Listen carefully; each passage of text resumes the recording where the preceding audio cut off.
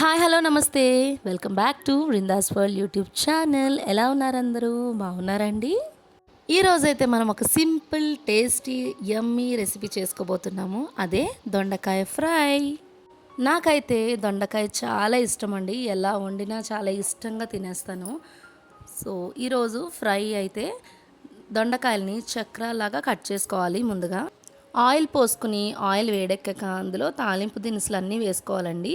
So అందులో వెల్లుల్లిపాయలు, ఎండుమిరపకాయలు, మామూలుగా తాలింపు వేసుకునే పప్పులు, ఆవాలు, జీలకర్ర అన్నీ వేసుకోవచ్చు. నేనైతే వెల్లుల్లిపాయలు ముందు వేయడం మర్చిపోయాను, తర్వాత దంచి వేస్తున్నాను.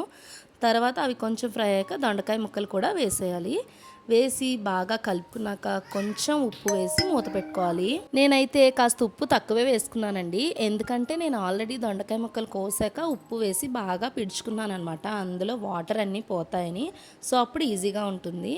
బాగా మగ్గిపోయాక కొంచెం కారం కూడా వేసుకుని మూత పెట్టుకుని బాగా కలుపుకుంటే టేస్టీ టేస్టీ దొండకాయ ఫ్రై రెడీ అయిపోతుంది. మీరు కూడా ట్రై చేసి ఎలా వచ్చిందో చెప్పండి. Bye bye.